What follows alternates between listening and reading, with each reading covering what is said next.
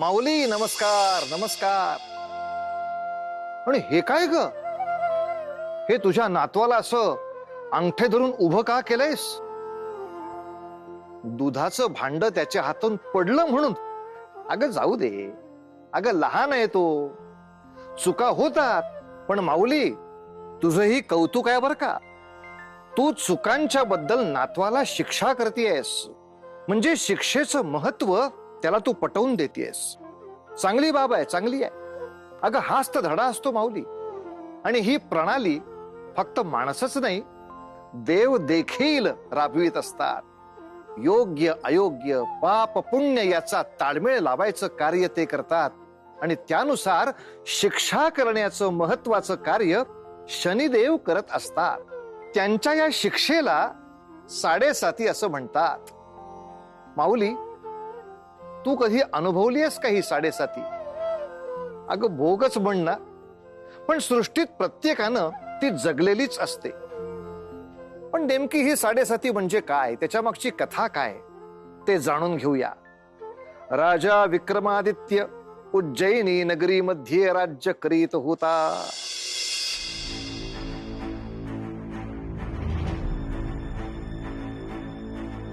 पाहिलं राजमाता, हे चित्र कौंपिल्याच्या राजकुमारीचं आहे.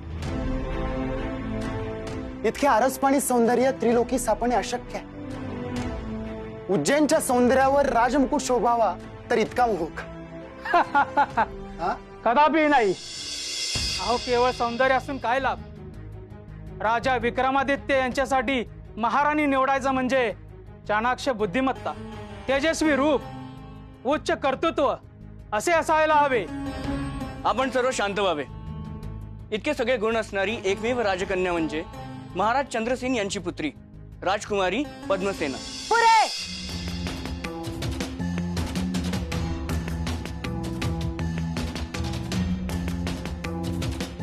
उज्जैन सर्व सृष्टीला हेवा वाटावा असं हे अजिंक्य राज्य. आमचा पुत्र अजातशत्रू विक्रमादित्य याची स्तुती करताना त्या सूर्यादित्यास देखील अभिमान वाटतो. अशा आदर्श राजासाठी एक साजेशी कन्या तुम्हाला शोधता येत नाही? राजमाता क्षमा असावी. आपला क्रोध निसंशय स्वाभाविक आहे. महाराज विक्रमादित्य यांची महाराणी होण्यासाठी कित्येक राजे महाराजे त्यांच्या राजकन्यांसह उपस्थित झाले आहेत. परंतु परंतु परंतु काय? असंख्य पैलूंनी अमूल्य हिऱ्यांची सांगड कुठल्याही काचेच्या खड्यासोबत कशी बांधावी? राजा विक्रमादित्य यांचे एक एक गुण काय वर्णावे? युद्धनीतीवरील वर्चस्व सर्वश्रुत आहेच. न्यायदानाचे वस्तुपाठ आहेत आपले महाराज. अशा सर्व कलांमध्ये निपुण, सर्व विद्या पारंगत महाराज विक्रमादित्य यांच्याकरिता एक साजेशी राजकन्या शोधण्यात विलंब होतो आहे. खरंय खरंय खरंय खरंय. अतिविलंब होणार नाही याची दक्षता घ्यावी.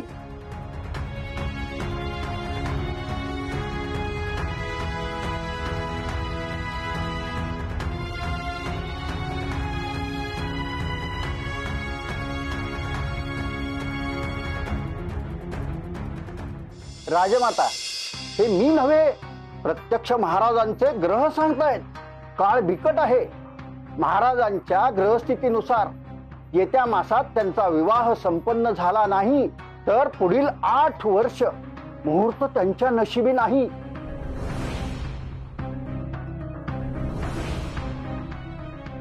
अहो, शनिदेवांची 7.5 सुरू होते आहे. गुरुजी, तुमचे भाकीत खरे असेल तर बाप खरंच चिंतेची आहे. पुढील 2 दिवसात याच काळात जर राजा विक्रमादित्य यांचा विवाह निश्चित झाला नाही तर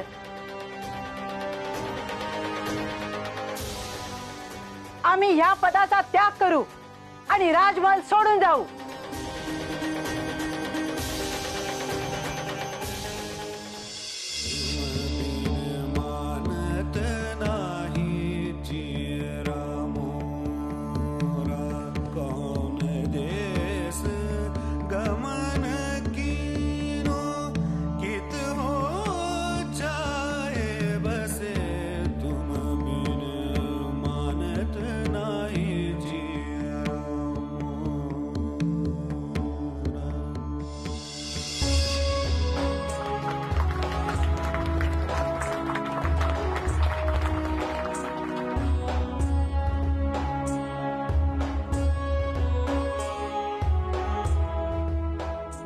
कला, सर्व प्रश्नांचं सुंदर आणि एकमेव उत्तर.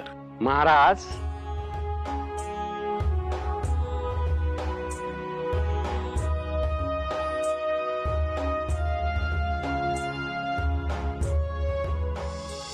अहो, हे काय करताय तुम्ही? तुमचे आशीर्वाद आम्ही घ्यायचे. तुम्ही आमचे राजे आहात, तुम्ही आमचे पालनहार आहात. ही माझी मुलगी राधाक्का, ती तुम्हाला देवावानी पुजते. ती सध्या माहेरी आली आहे. हिला महाराज चंद्रसेन यांच्या राज्यात दिलेली आहे. ही तिथे राजकुमारी पद्मसेनेच्या सेवेत असते. बाबा, तुमची लेक माहेराला आली आहे आणि माहेरून अशी मोकळ्या हाती जाईल कशी?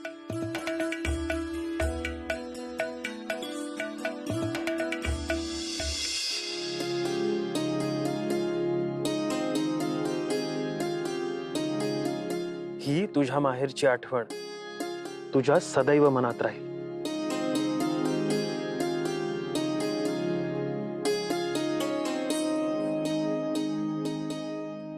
महाराज, महाराज,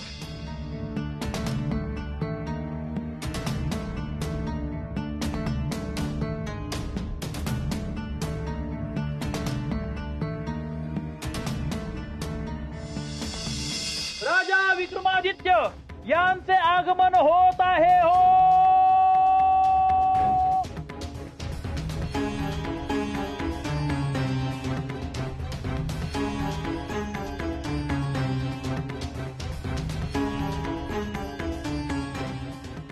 राजमाता, आमच्या विवाहाची आतुरता असणे स्वाभाविकच आहे, परंतु त्यासाठी आपण राजमहल सोडून जाणे. राजमाता होण्यापूर्वी आम्ही तुमची माता आहोत व त्या मातेला तुमच्या विवाहाची चिंता नजरेआड करता येत नाही. जे विधिलिखित आहे ते तसेच आणि त्या क्षणी घडेल. मग आमचा विवाह देखील ज्या क्षणी ठरला आहे त्या क्षणी निश्चित होईल. क्षमा असावी राजन, परंतु आपले ग्रहमान पाहता शनिदेवांच्या 7.5ची व्यथा आपल्याकडे मार्गक्रमण करते आहे. एकदा का ते आरंभली की त्या पश्चात विवाह योग संभवत नाही असे पत्रिकाच सांगते. आम्ही आपणास काही सांगू इच्छितो. आपण प्रकांड पंडित असलात तरी देखील आमच्या पत्रिकेत व ग्रहमालेत शनी हा देव नाही. एक शनी वक्री गेला तरी इतर ग्रहांचे आशीर्वाद आमच्यावर आहेत, प्रभाव आहे त्यांचा. महाराज, शनिदेव हे न्यायदान करणारे आहेत. त्यांच्या श्रेष्ठत्वावर शंका घेणे योग्य नाही. पुरे! ज्या शनी मी जन्म घेताच आपले पिता श्री सूर्यदेव यांना ग्रहण लावले, त्यांचा अवमान केला, त्याची भीती आपण का बाळगावी? क्षमा असावी राजमाता. आमच्यासाठी शनी हा देव नव्हेच, परंतु एक आदर्श पुत्र देखील नाही. अहो, त्याच्यामुळे त्याच्या मातेला घराबाहेर जावे लागले. अशाला पापी म्हणू नये. श्री हनुमान यांनी त्यांचे गर्वहरण केले, ते योग्यच केले. उत्तम शासन दिले त्यांना. विक्रमादित्य, सदाचार त्याग करण्याची एक मर्यादा असते, जी तू ओलांडली आहेस. आणि तुला झालेली गर्वाची बाधा आता बोलू लागली आहे. न्यायप्रिय असलेली प्रतिमा जगत असताना तू केलेली विधानं घृणास्पद आहेत. आता तुझा न्याय मी करेन. ते तुझ्या कर्मावर आधारलेले आहे. तुझ्या राशीत 7.5 वर्ष वास करताना तू अनुभवशील तुझेच होणारे गर्वहरण. लक्षात ठेव.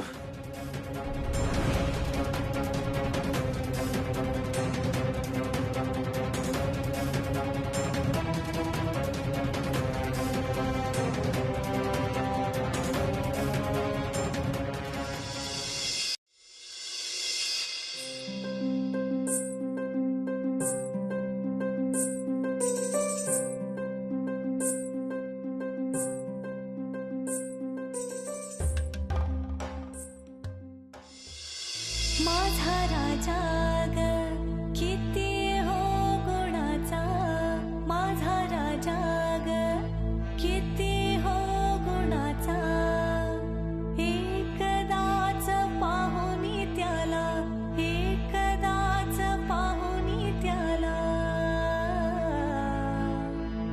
चुकी काळजाचा ठोका ग, चुकी काळजाचा ठोका ग, माझा राजा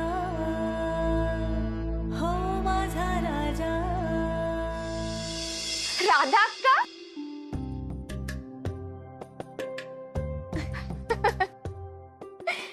राधा का किती प्रतीक्षा केली तुझी.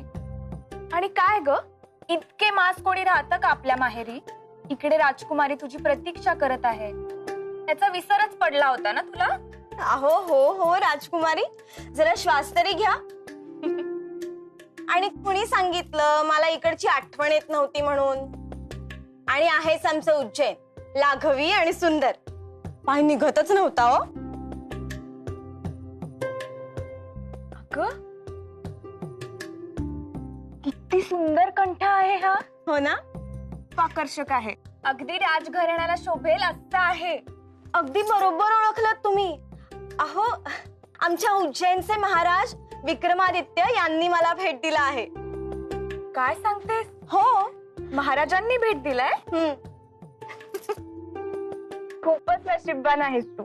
खरेच उज्जैन नगरीमधील माणसे आहेत सुस्वभावी, पण आता ते किती लागवी आणि चांगली आहेत हे मात्र पडताळावे लागेल. माझ्यावर का विश्वास नाही तुमचा.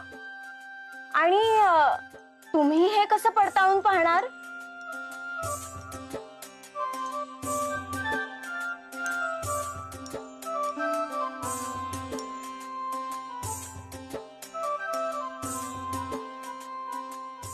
पिताश्री गेले आहेत तुझ्या नगरी महाराजांची भेट घ्यायला आणि विवाहाची बोलणी करण्याकरिता.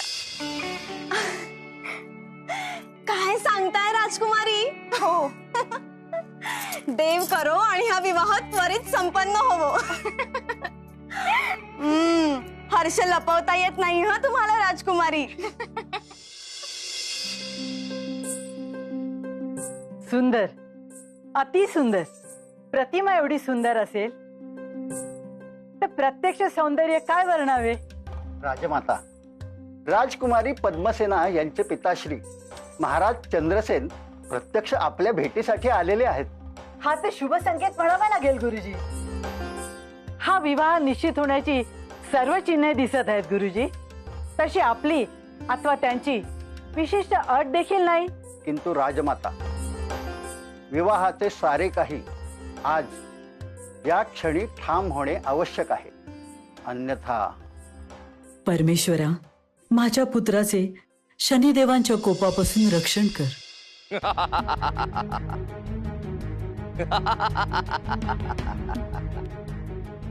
नारायण नारायण. मुनिवर, आपण इथे कसे आलात.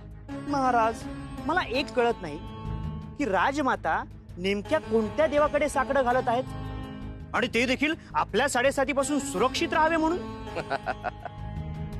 हे आम्हाला देखील समजत नाही मुनिवर. आजवर आमच्या साडेसातीपासून कुठल्याही देवाची सुटका झाली नाही, मग हा राजा त्यापासून वंचित कसा राहील. नारायण नारायण. परंतु शनिदेव, राजा विक्रमादित्य यांचे चारित्र्य अत्यंत सुलक्षणी आहे. आपल्या साडेसातीचा त्यांना त्रास व्हायला नको. तसे नाही मुनिवर. मनुष्याचे चारित्र्य हे त्याच्या कसोटीच्या काळामध्ये त्याचे आचरण कसे आहे यावर अवलंबून असते. तेव्हा मी त्याची परीक्षा घेईन आणि त्या काळात तो कसा वागतो हे बघणे महत्वाचे आहे.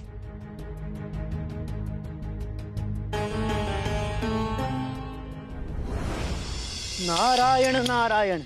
शनिदेव, हे कोणते नवे रूप म्हणायचे. मुनिवर, हे सारे आम्ही विक्रमादित्याची परीक्षा घेण्यासाठी करत आहोत. काय मग शोभून दिसतोय ना आम्ही अश्व व्यापारी. आता नाही म्हणून जातोय कुठे. काय म्हणालात. तंतोतंत. नारायण नारायण.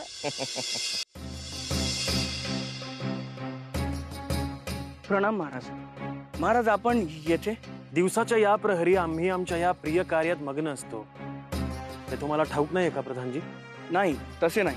परंतु महालात इतके महत्वाचे कार्य संपन्न होण्याच्या मार्गावर असताना आपण येथे कार्य? कोणते कार्य? राजमातांनी महाराज चंद्रसेन यांच्या कन्येशी आपला विवाह सुनिश्चित केला आहे. सुनिश्चित केला? आम्हाला न विचारता? प्रधानजी, राजमाता असं का वागतायत?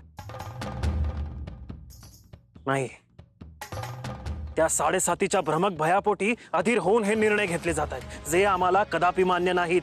महाराज, क्रोध शांत करा. एकदा राजकुमारी यांची प्रतिमा पाहून तरी घ्या.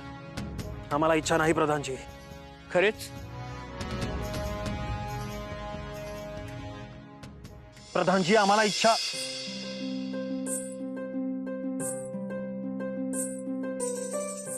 प्रधानजी, या महाराज, क्षमा असावी. बाहेर एक हेकेखोर अश्व व्यापारी आला आहे, परंतु त्याचा हट्ट आहे की केवळ आपणच त्याची अश्व परीक्षा घ्यावी.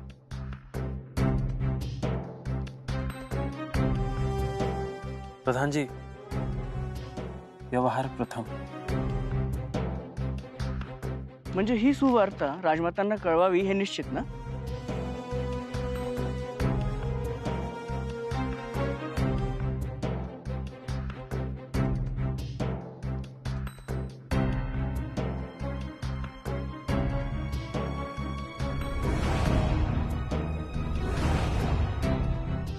तुझ्या या वागण्या बोलण्यात जो गर्व आहे त्याचाच नाश करायला मी इथे आलो आहे.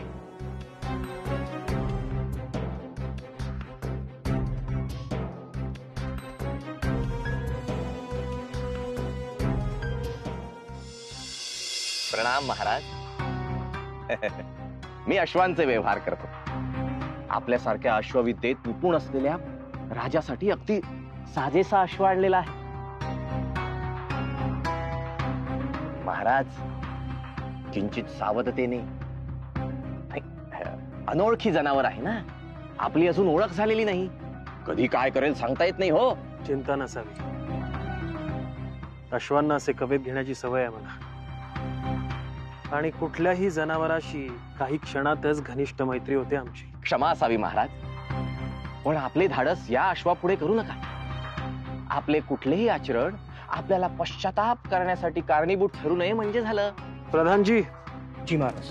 तुम्ही याचा व्यवहार संपन्न करा. आम्ही आलोच.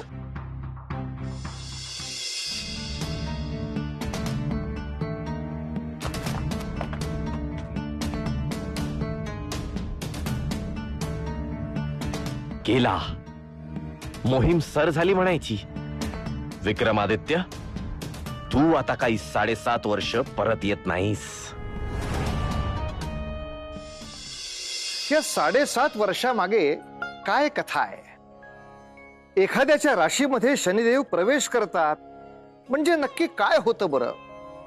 असं मानलं जातं की प्रत्येक कर्म शनिदेव अत्यंत बारकाईनं तपासत असतात, आणि जर त्यात काही पाप घडलेलं आढळलं तर मग त्याची योग्य ती शिक्षा ते आपल्याला देतात. आता आपल्या कथेमध्ये नेमकं कुठलं वळण येणार पाहूया पुढील भागात. तोवर उतू नका, मातू नका, घेतला वसा टाकू नका.